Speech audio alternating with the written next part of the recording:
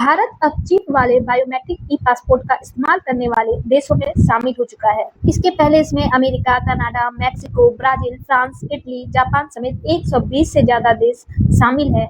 ये देश के लिए एक बड़ा कदम है, जिसकी वजह से अब हर कोई आसानी से अंतर्राष्ट्रीय यात्रा कर सकेगा।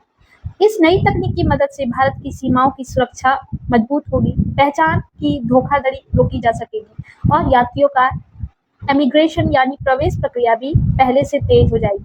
चलिए जानते हैं आखिर इससे क्या फायदा आपको होने वाला है और किन देशों में पहले से चिप सुविधा है।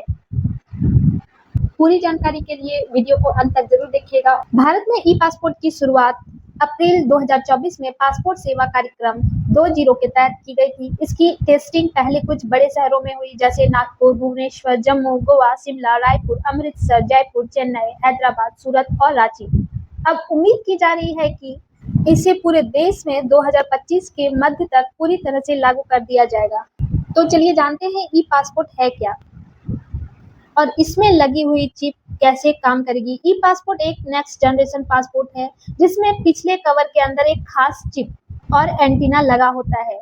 इस चिप में पासपोर्ट धारक की जरूरी जानकारी जैसे कि नाम, जन्म तिथि, पासपोर्ट नंबर, फोटो और उंगलियों का निशान सुरक्षित रूप से स्टोर किए जाते हैं।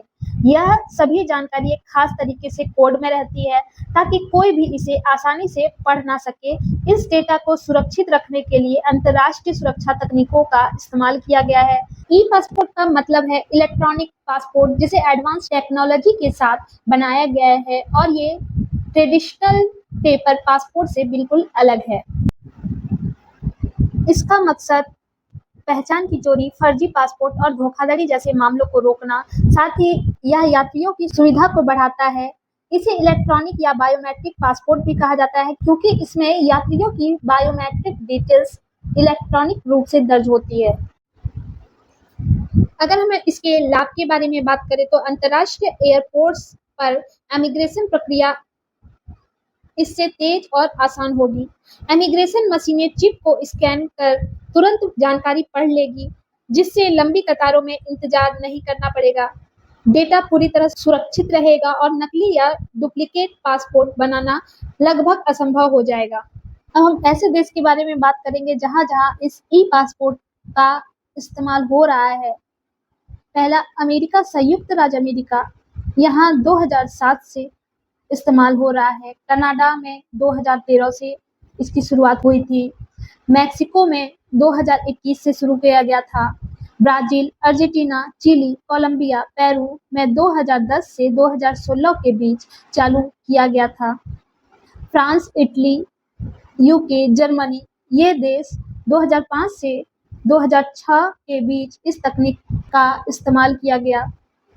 यूक्रेन, रूस, इन देशों में पूरी तरह से बायोमेट्रिक सिस्टम लागू है और इसमें डिजिटल आईडी भी जुड़ा हुआ है। इससे पहचान की प्रक्रिया और स्मार्ट बन गई है। इसके अलावा एशिया, बांग्लादेश, पाकिस्तान, नेपाल, मलेशिया, सऊदी अरब, सिंगापुर, इंडोनेशिया जैसे देशों में भी ई पासपोर्ट का इस्तेमाल हो रहा है। अब यदि हम इसके आवेदन प्रक्रिया के बारे में बात करें तो उसके लिए हमें कुछ स्टेप्स को फॉलो करना होगा। जैसे कि स्टेप 1, सबसे पहले आपको ई पासपोर्ट बनाने के लिए रजिस्टर करना होगा। इसके लिए आपको passportindia.gov.in वेबसाइट पर जाना होगा। स्टेप 2, यहाँ आते ही आपको न्यू रजिस्ट्रेशन वाले ऑप्शन पर क्लिक करना होगा। न्यू रजिस्ट्रेशन के लिए आपको मांगी गई जानकारी जैसे ईमेल आईडी, मोबाइल नंबर इत्यादि डिटेल दर्ज करनी होगी, जिसके बाद आपको लॉगिन क्रेडेंशियल्स दिए जाएंगे। स्टेप 3, लॉगिन क्रेडेंशियल्स की सहायता से लॉगिन करें। इसके बाद आपको फ्रेश पासपोर्ट या री इश्यू पासपोर्ट ऑप्शन पर क्लिक करना होगा। स्टेप 4, इसके बाद फॉर्म डाउनलोड कर आपको मांगी गई जानकारी दर्ज करनी होगी। इसके साथ ही आपको पासपोर्ट, पहचान पत्र, जन्म तिथि, एड्रेस प्रूफ इत्यादि को सबमिट करना होगा। स्टेप 5, इन सभी के बाद आपको मांगा गया भी देना होगा। फिर अंत में फॉर्म सबमिट कर आपको अपॉइंटमेंट डेट दी जाएगी। स्टेप 6, इस डेट पर आपको पासपोर्ट केंद्र में जाकर वेरिफिकेशन करानी होगी। यहाँ आते वक्त आप मांगे गए सभी डॉक्यूमेंट्स की कॉपी और चार्ज या फीस अमाउंट कैश में ले जाना ना भूलें।